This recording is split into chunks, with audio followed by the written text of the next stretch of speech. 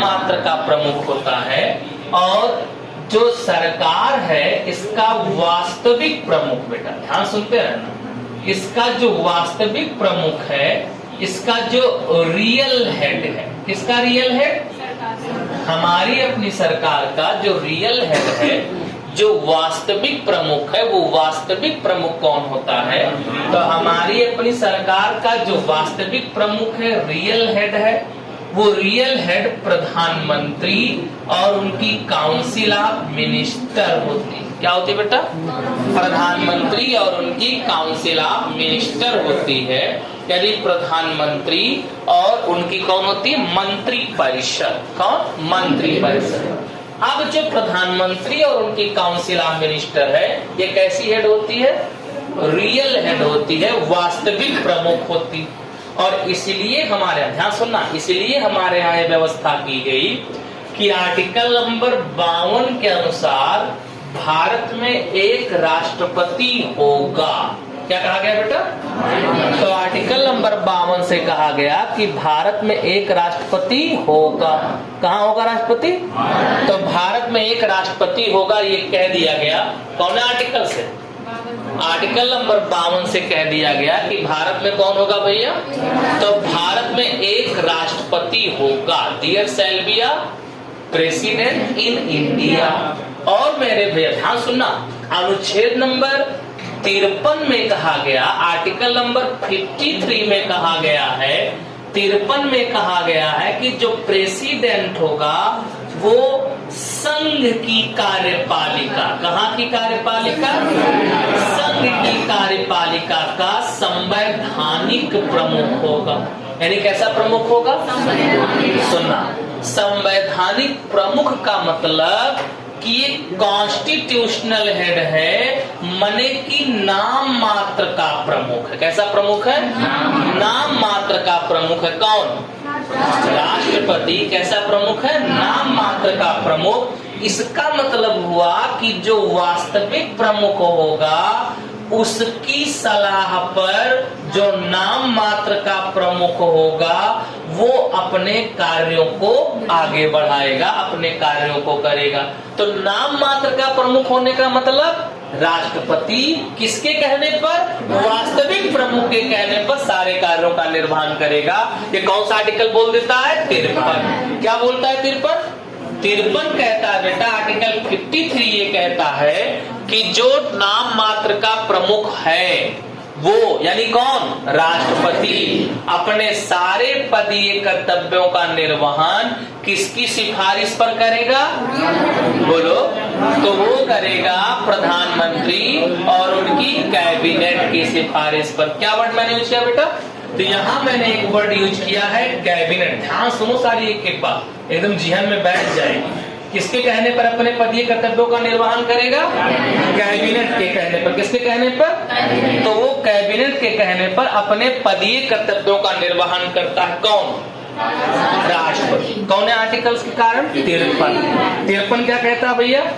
कि जो हमारा राष्ट्रपति होगा, जो हमारा राष्ट्रपति होगा, कौन होगा बोलो?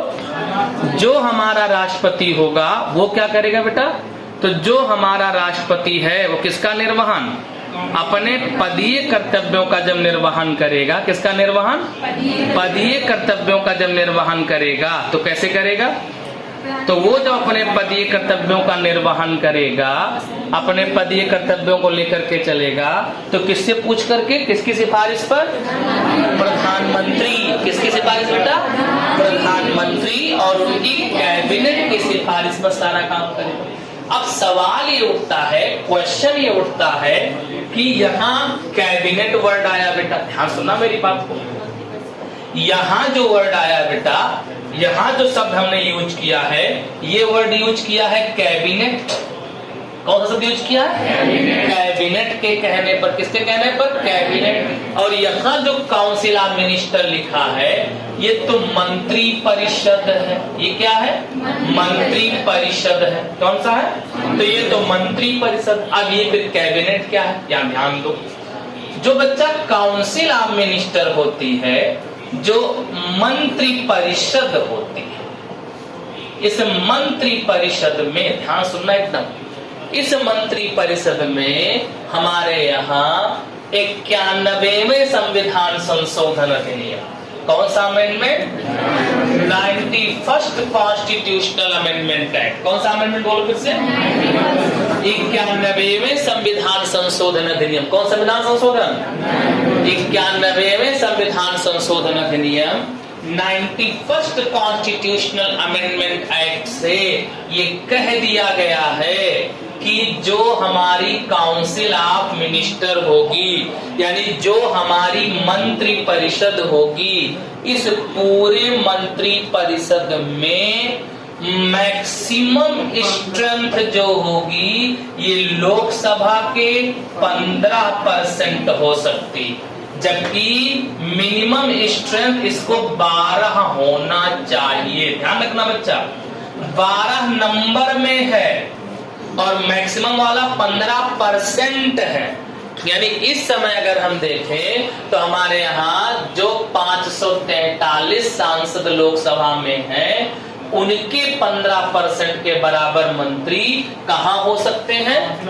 तो वो काउंसिल ऑफ मिनिस्टर में हो सकते हैं, मंत्री परिषद में हो सकते हैं। अब काउंसिल ऑफ मिनिस्टर में कितना होंगे?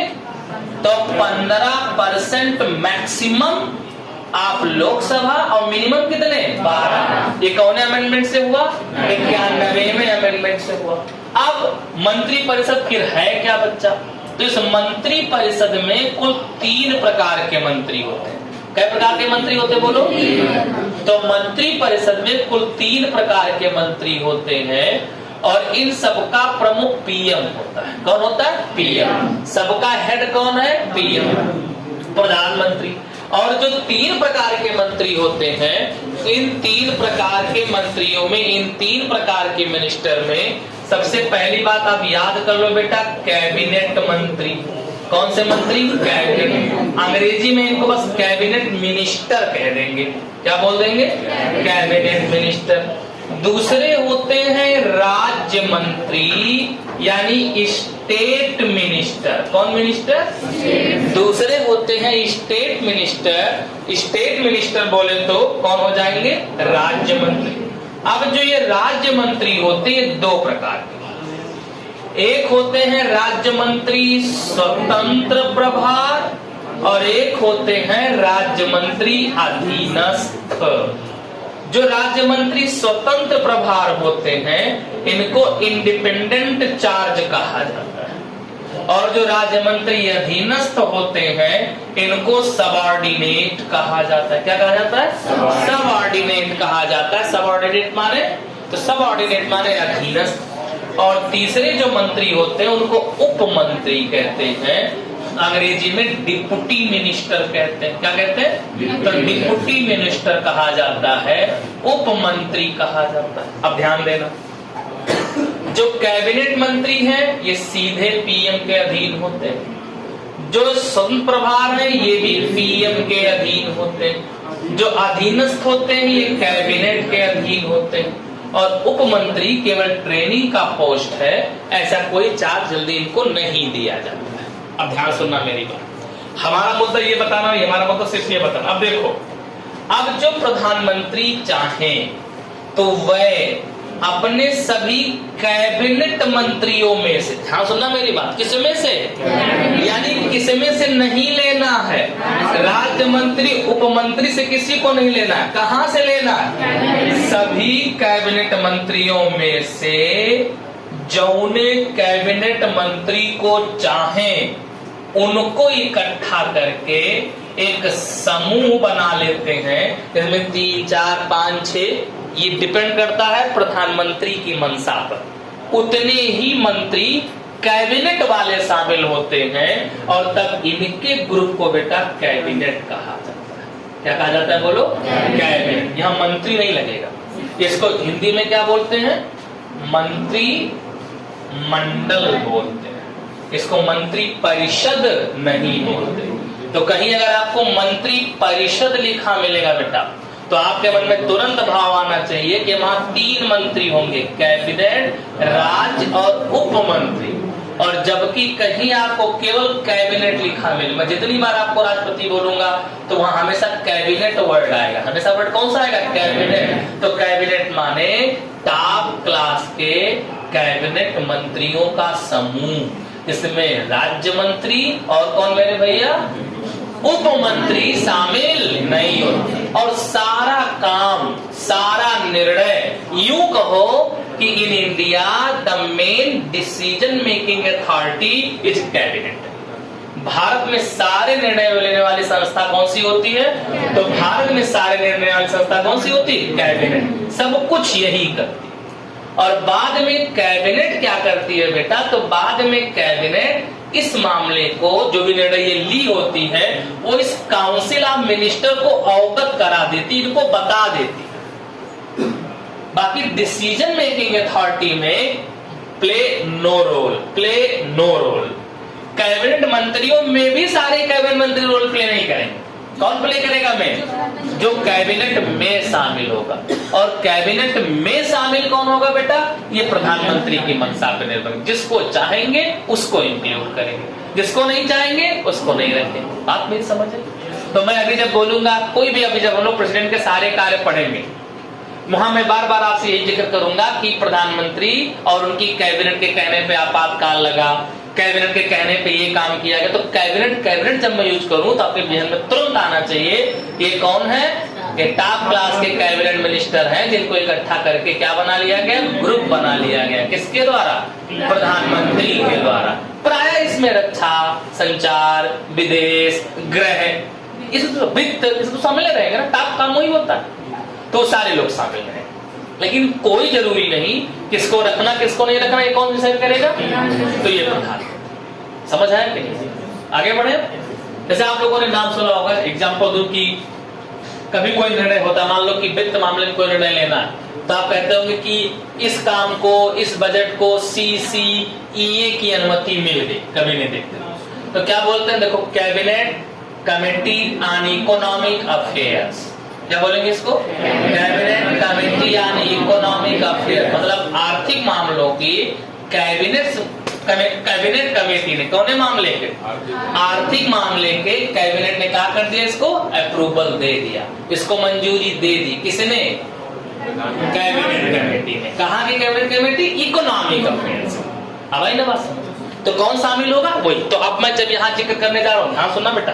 अब यहाँ देखो, यहाँ जब मैं बोलूंगा, अभी यहाँ ध्यान देना, जब मैं अभी बोलूंगा कि जो कैबिनेट है, जब हमने क्या वर्ड यूज किया कि अनुच्छेद 53 ये कहता है कि जो राष्ट्रपति हैं वो संघ की कार्यपालिका के संवैधानिक प्रमुख। इसका मतलब क्या है कि ये अपने सभी कार्यों का निर्वहन, अपने सारे कार्यों को करेंगे किसकी सिफारिश पर?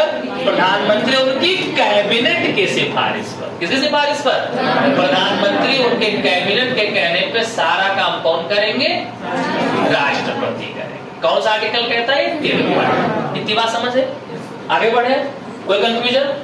आप चलो देखो, अब 52 से पोस्ट हो गया हमारे प्रेसिडेंट का, 53 से हो गया कि उनका मेन काम क्या है? तो वो संघ की कार्यपालिका के, एग्जीक्यूटिव ऑफ यूनियन के, कैसे? तो कॉन्स्टिट्यूशनल हेड बना दिए गए, संवैधानिक प्रमुख बना दिए गए, या यूं कहो नाम मात्र के प्रमुख बना दिए गए, नॉमिनल हेड बना दिए। कोई कंफ्यूजन यहां तक? चलो आप देखो। इसके बाद अगर हम बात करें, इसके बाद अगर हम देखें, ये हो गया पूरा, फोटो लेना फटाक से ले लेना। फिर इसके बाद अब अगर हम देखें तो आप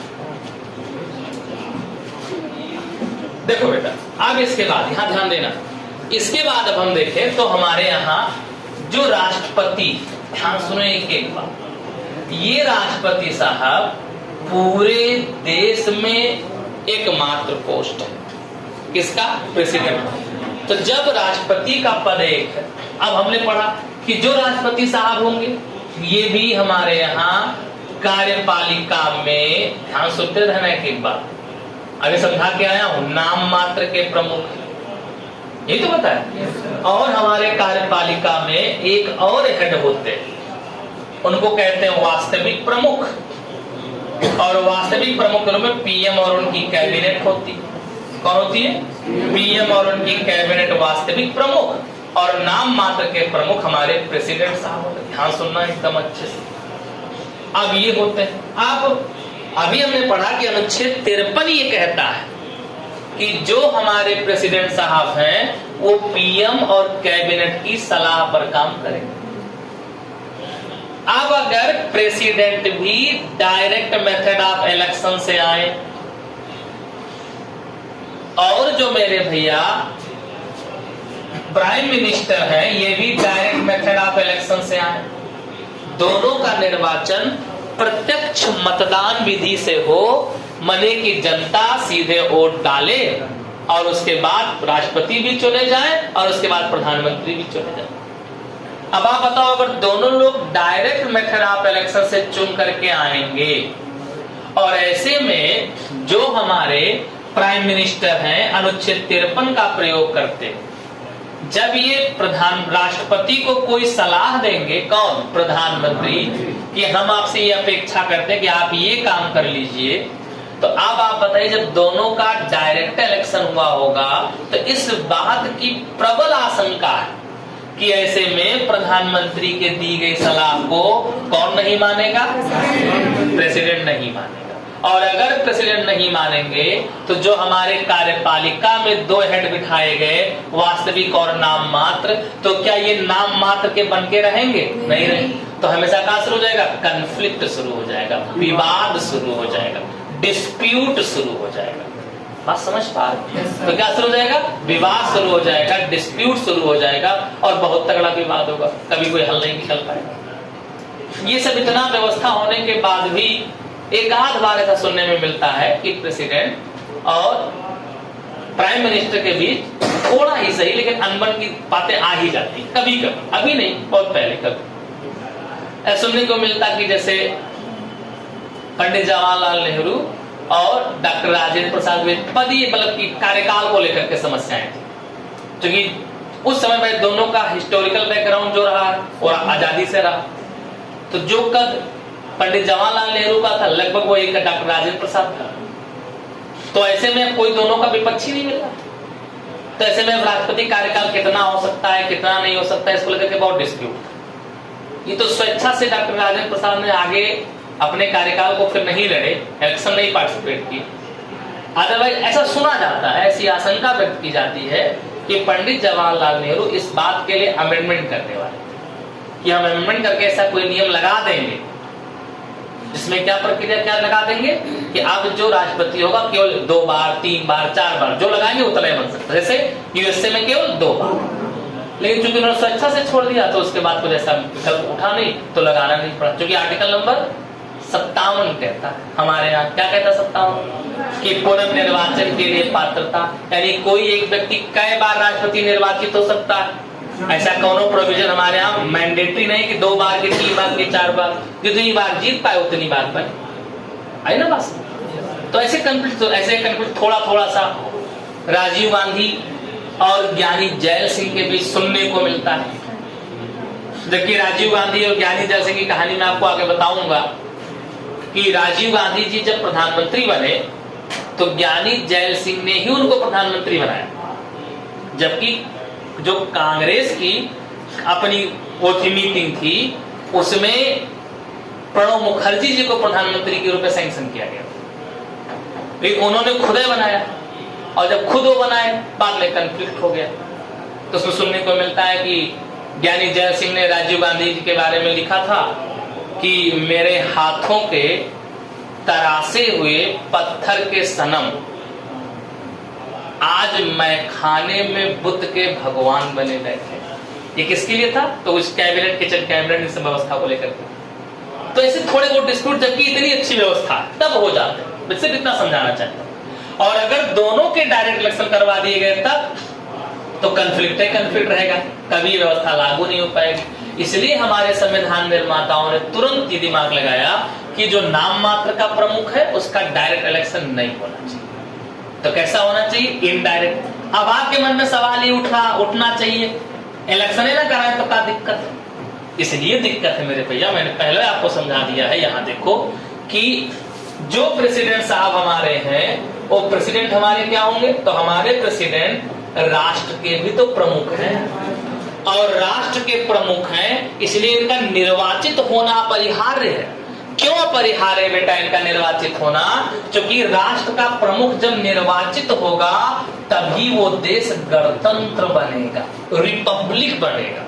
और हमारे प्रस्तावना में साफ साफ लिखा है कि भारत एक लोकतांत्रिक गणराज्य है, डेमोक्रेटिक रिपब्लिक। और रिपब्लिक के लिए शर्त क्या होती है? तो रिपब्लिक के लिए शर्त होती है बच्चा कि प्रेसिडेंट को क्या होना चाहिए, यानी देश के प्रमुख को क्या होना चाहिए? इलेक्टेड होना चाहिए, निर्वाचित होना चाहिए। इसलिए ये तो विकल्प उठ ही नहीं सकता कि हम मनसानुगत बना दे। विकल्प केवल क्या है? गणतंत्र बनाना है तो निर्वाचित होना चाहिए, वो चाहे डायरेक्ट हो चाहे इनडायरेक्ट हो। अब डायरेक्ट इनडायरेक्ट में जब कॉन्फ्लिक्ट खत्म हुआ तो क्या कॉन्फ्लिक्ट बना? तो वहां यही तो समझ में आया कि अगर डायरेक्ट में हम देखना चाहें तो फिर हम कैसा बनाए उनको? इनडायरेक्ट। इसलिए एक बात तय हुआ कि जो प्रेसिडेंट का हम इलेक्शन कराएंगे वो कैसा कराएंगे? इनडायरेक्ट। तो अगला आर्टिकल जो 54 आया उसमें क्या बोला गया? Election of president. क्या बोला गया मेरे भैया? इलेक्शन ऑफ प्रेसिडेंट बोला गया, यानी उसमें राष्ट्रपति के निर्वाचन का वर्णन किया गया। और एक बात अब आपके ध्यान में एकदम आ जाना चाहिए कि इलेक्शन कैसा होगा? अप्रत्यक्ष। अच्छा, इलेक्शन कैसा होगा? अप्रत्यक्ष। अप्रत्यक्ष बोले तो इनडायरेक्ट। कैसा होगा? इनडायरेक्ट, अप्रत्यक्ष। अप्रत्यक्ष मतलब जिसमें जनता सीधे पार्टिसिपेट नहीं करेगी। तो अब कौन पार्टिसिपेट करेगा? ध्यान सुनना। इसलिए मेरे भैया आर्टिकल नंबर 54 में ही जहां इलेक्शन का प्रोविजन किया गया वहीं कह दिया गया कि कौन कौन प्रेसिडेंट को वोट देगा। तो उसमें कहा गया भैया, इसमें वर्णन कर दिया गया किसका?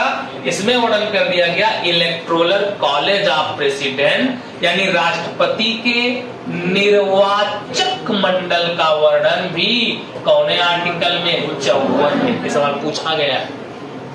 तो इलेक्शन कौन आर्टिकल में? 54। और उसी में वोट डालने वाले भी दिए गए। निर्वाचक मंडल माने होता है बेटा जो वोट करे, किसको? प्रेसिडेंट को। तो जनता तो नहीं करेगी ना। क्यों नहीं करेगी? क्योंकि तरीका कैसा है? इनडायरेक्ट। अब जब तरीका इनडायरेक्ट है तो फिर वोट कौन करेगा? जो भी करेगा उसे हम लोग क्या बोलेंगे? निर्वाचक मंडल, इलेक्टोरल कॉलेज कहेंगे। कोई बात नहीं, क्या बोलेंगे बेटा? इलेक्टोरल कॉलेज कहेंगे, यानी निर्वाचक मंडल। फिर से बोलो, क्या बोलेंगे?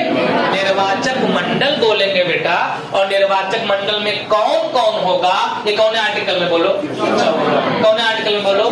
54 में। अब 54 में क्या लिखा? यहाँ ध्यान सुनना, एक बार में याद करना है हम लोगों को। देखो, पहली बात तो ऐसे याद कर लो कि जो लोकसभा है, इसमें लिखने में पहले हम लिखते थे लोकसभा के निर्वाचित सदस्य। ध्यान सुनो, क्या लिखते थे भैया? लोकसभा के निर्वाचित सदस्य, इलेक्टेड मेंबर ऑफ लोकसभा। अब जो लोकसभा के निर्वाचित सदस्य हैं, इलेक्टेड मेंबर ऑफ लोकसभा हैं, लोकसभा के जो निर्वाचित सदस्य हैं, हमारे लोकसभा में पहले 543 प्लस 2 बराबर 545 मेंबर होते थे। इसमें से जो ये दो लोग थे, ये आर्टिकल 331 से हमारे प्रेसिडेंट के द्वारा जो एंग्लो इंडियन कम्युनिटी के होते थे उनको कब? जब इस 543 में यक्को एंग्लो इंडियन ना हो, तब की दशा में दो एंग्लो इंडियन को मनोनीत करने का अधिकार था। किसके पास? राष्ट्रपति के पास। कौन आर्टिकल से? 331। फिर से बोलो, कौन आर्टिकल से? तब हमारे लोकसभा में निर्वाचित और नामित दोनों मेंबर थे। कौन कौन से मेंबर थे? निर्वाचित और नामित दोनों मेंबर थे। कौन कौन से बेटा? बहुत काम की बात बता रहा हूं, ध्यान दे थोड़ा। निर्वाचित और नामित दोनों मेंबर थे बेटा, यानी इलेक्टेड भी थे और नॉमिनेटेड भी थे। ये बात समझे? अब किया क्या गया, हमारे यहाँ अभी कुछ दिन पहले 104वां संशोधन किया गया। कौन सा अमेंडमेंट भैया? 104वां कॉन्स्टिट्यूशनल अमेंडमेंट पास किया गया। और जो 104वां कॉन्स्टिट्यूशनल अमेंडमेंट एक्ट लाया गया, उसके द्वारा इस व्यवस्था को खत्म कर दिया गया। माने कि जो दो नॉमिनेटेड मेंबर हो सकते थे लोकसभा में, अब ये प्रावधान ही नहीं रहा।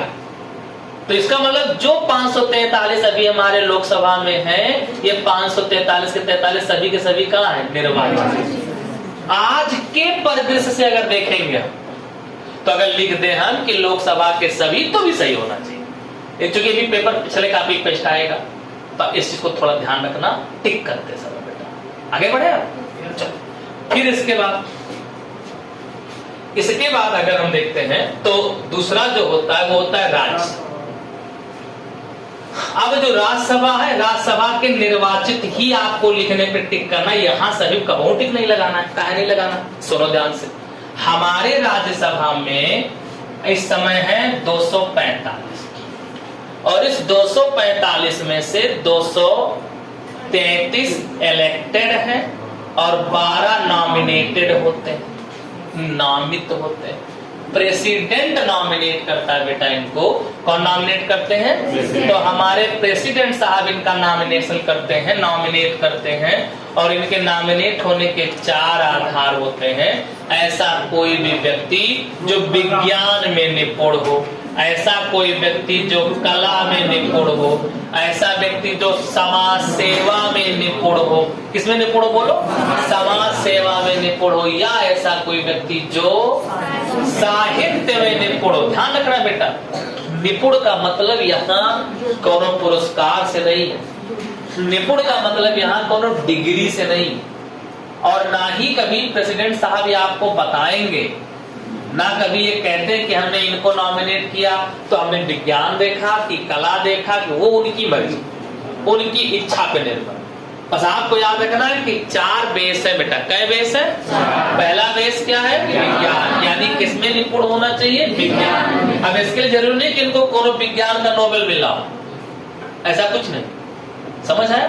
विज्ञान पे कभी कोई थीसिस पेपर निकाला कि नहीं निकाला, कोनो मतलब नहीं। बस प्रेसिडेंट की नजरों में लगे कि ये विज्ञान बहुत अच्छा था। समझ आया समझ? फिर ऐसे कला, अब कला से सचिन तेंदुलकर को राज्यसभा में भेज दिया गया। अब इन चारों में से किसमें भेजा गया किसी को नहीं पता।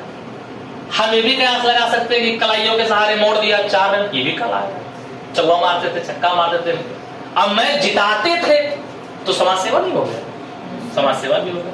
अब वो समाज सेवा के बिहार पे गए कि कलक बिहार पे गए, ये नहीं पता। लेकिन इतना दिमाग लगा सकते कि विज्ञान के बिहार पे नहीं गए हो। अब कोई अगर कुछ किया हो विज्ञान में तो अलग मतलब, तो ऐसा कोई मतलब नहीं होता है। मैं आपको समझा रहा हूँ। तो कई लोगों के ये, और फिर साहित्य, साहित्य में जरूरी नहीं कि कौन उनको पुरस्कार मिला हो, बुकर मिला हो, कौन और पुरस्कार में, ऐसा कोनो मतलब नहीं। बस खाली क्या मतलब भैया कि साहित्य, हाँ प्रेसिडेंट साहब को लगता है साहित्य जानते हैं, बस जानते हैं। आई ना बस।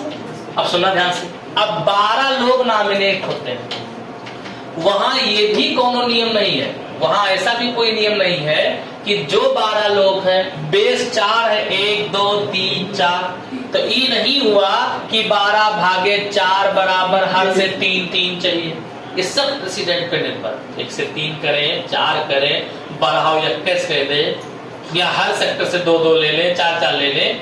इससे आप कोई मतलब नहीं, ना कभी पूछा जाएगा, ना कोई मतलब है। बस आपको 4 आधार याद करना, ठीक। ऐसा ना लोग पेपर बना दे कि 12 लोगों को मनोनीत करते हैं, 4 आधार, इसलिए आवश्यक है कि प्रत्येक क्षेत्र से 3 3 होने चाहिए। कहीं ऐसा ऑर्डर नहीं, कहीं ऐसा कोई जिक्र नहीं। आई ना बात समझ? तो कुल मतलब कितने हैं? 12 रहा है बस। कौने बिहार पर? इस 4। तो आप देखो यहाँ राज्यसभा में देखो आप खुद 12 लोग नॉमिनेटेड, 233 इलेक्टेड है मेरे भैया। तो इसलिए यहाँ आप क्या लिखोगे? राज्यसभा के निर्वाचित। 2 बातें समझ है। इसके अलावा तीसरा क्या है भैया? तो तीसरा जो होगा वो तीसरा है हमारे यहाँ राज्यों की विधानसभा। हमारे राज्यों की विधानसभा कौन मेरे भैया? तो हमारे राज्यों की विधानसभा। अब ध्यान सुनना, हमारे राज्य में 28 राज्य, 28वां विधानसभा यहाँ हो जाए। फिर इसके अलावा मेरे भैया हमारे यहाँ 3 यूटी हैं। यूटी माने संघ शासित प्रदेश। उसमें एक हो गया दिल्ली, एक हो गया पुदुचेरी, और भी नया नया कौन आया? जम्मू कश्मीर। नया का 5 साल पुराना हो गया जम्मू कश्मीर, 5 साल का ज्यादा हो गया। तो ये कौन हो गया भैया? जम्मू कश्मीर। तो इसका मतलब हो गया कि जो दिल्ली है, पुदुचेरी है, जम्मू कश्मीर, दिल्ली पुदुचेरी और जम्मू कश्मीर का जो ये क्षेत्र है यहाँ, ये यहाँ पर भी विधानसभा है, तो यहाँ के विधानसभा में भी जो निर्वाचित मेंबर हो, यहाँ भी ध्यान देना, पहले ये नियम था कि अनुच्छेद 333 से, कौन आर्टिकल का बात कर रहा हूं मैं, 333 से ये प्रावधान था कि एक एंग्लो इंडियन को, किसको, एक एंग्लो इंडियन को, कौन मेरे भैया, तो गवर्नर, कौन, गवर्नर नॉमिनेट कर सकता था विधानसभा में। कहा, विधानसभा में, कब, जब यक्को निर्वाचित होकर के एंग्लो इंडियन ना आए। अपने यूपी एग्जाम्पल, अपने यूपी में 403 विधायक और एक कौन आ सकते थे, एंग्लो इंडियन, कौन आर्टिकल से, 333 से, और 403 कौन, इलेक्टेड। लेकिन कौन सा अमेंडमेंट हुआ, 104, और 104 में से क्या हो गया, खत्म। तो वास्तव में देखें तो आज भी विधानसभा में कोई नॉमिनेट हो ही नहीं सकता, केवल क्या होंगे, इलेक्टेड, केवल क्या होंगे। लेकिन अगर पिछला सवाल आएगा, पिछला केस कॉपी पेस्ट आ गया मान लो, तो फिर उसमें क्या लिखा रहेगा, निर्वाचित, तो कंफ्यूजन मत ले लेना, आप देख के इत्मीनान से टिक लगाना। इसलिए मैंने आपको सारे तह खोल दी, टेंशन ना रहेगी या आप क्या करें, क्लियर है ना एकदम। तो इसका मतलब क्या हो गया कि हमारे यहाँ जो प्रेसिडेंट साहब हैं, उनके इलेक्शन में लोकसभा, राज्यसभा और सभी विधानसभा, चाहे वो राज्य की हो चाहे वो यूटी की हो, उसके सभी निर्वाचित मेंबर क्या करते हैं, पार्टिसिपेट करते हैं, वोट डालते हैं, मतदान करते हैं, और इसी को हम लोग क्या बोलते हैं भैया, इसी को हम लोग बोलते हैं इनका निर्वाचक मंडल, इलेक्टोरल कॉलेज। नहीं समझ पाए, समझ आया कि नहीं आया। तो राष्ट्रपति के निर्वाचक मंडल में कौन कौन शामिल होगा, लोकसभा, राज्यसभा, विधानसभा। तो ध्यान रखना कौन शामिल नहीं होगा, तो विधान परिषद का, किसका मेरे भैया, विधान परिषद के ना तो निर्वाचित मेंबर होंगे ना ही नॉमिनेटेड, दोनों में से कोई वोट नहीं डालेगा। तो कौन मतदान नहीं करता, विधान परिषद के कौनहू मेंबर, आइदर इलेक्टेड और nominated, having no right to cast their vote, उनके पास इतना अधिकार नहीं है कि वो राष्ट्रपति के इलेक्शन में वोट डाले। तो सवाल ये उठता है कि विधान परिषद को मौका काहे नहीं दिया गया भाई। उसके पीछे का जो मेन कारण है वो यही है क्योंकि विधान परिषद, अभी देखो आज के समय में तो हमारे केवल 6 प्रांतों, तो इन 6 प्रांतों के अधिकार ज्यादा हो जाते हैं। तो बाकी रिमेनिंग के जो 28 में 6 आता है, वो 22 जो बच्चे, वो क्या कहते हैं, हम विधान परिषद बनाएंगे, काहे ना बनाए, हमको प्रेसिडेंट के इलेक्शन वोट डलवाना है, हमको अपना भाव बढ़ाना, तो सिर्फ फिर गड़बड़िया। इसलिए क्या बोल दिया गया, इनको रखो। तो किन 6 प्रांतों में है, हम सबको याद, कुछ याद ही नहीं करना। आप अपने यूपी से निकलो तो हमारा पड़ोसी अपना बिहार, यूपी और बिहार में हो गया।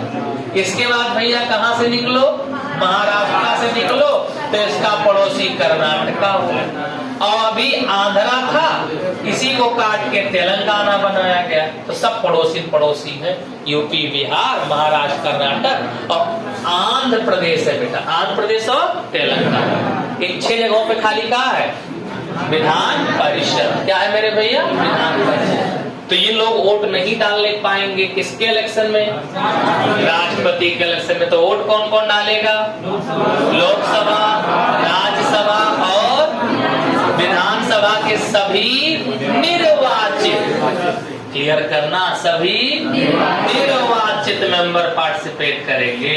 या ऐसे लिख दे कि संसद और विधान सभाओं के, संसद और विधान सभाओं के निर्वाचित होंगे तो सही है। लेकिन अगर कहते संसद और विधान मंडलों के निर्वाचित होंगे तो गलत। तो बेटा विधान मंडल में विधान परिषद भी शामिल होती है, तब गलत हो जाएगा। अगर लेजिस्लेटिव असेंबली लिख के आया दैट इज राइट, और अगर विधान मंडल लिख करके आ गया तो गलत। समझ आया, बोलो, एकदम आगे बढ़े। तो ये लोग क्या करेंगे, वोट डालेंगे किसके इलेक्शन में, प्रेसिडेंट के इलेक्शन में वोट डालेंगे। यानी क्या बनेगा, निर्वाचक मंडल। ये कौन आर्टिकल में दे दिया गया, 54, कौन आर्टिकल में, 54 में दिया गया, 54 में दिया गया। तो अब अगला मुद्दा होता है कि ठीक है ये वोट डालेंगे, अच्छी चीज। तो वोट जो पड़ेगा वो पड़ेगा कौनी रीति से, कौने मैनर से, तो वो 55 में कहा गया।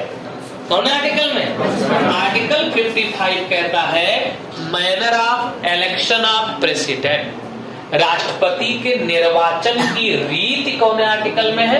तो राष्ट्रपति के निर्वाचन की रीति मेरे भैया, तो राष्ट्रपति के निर्वाचन की रीति कौन आर्टिकल में? बोलो जल्दी। 55 में है। क्या रीति है? इस पे चर्चा हम लोग कल करेंगे। ये देखता समझ आ गया? चलो इतना फोटो खींच लो। Okay, thank you.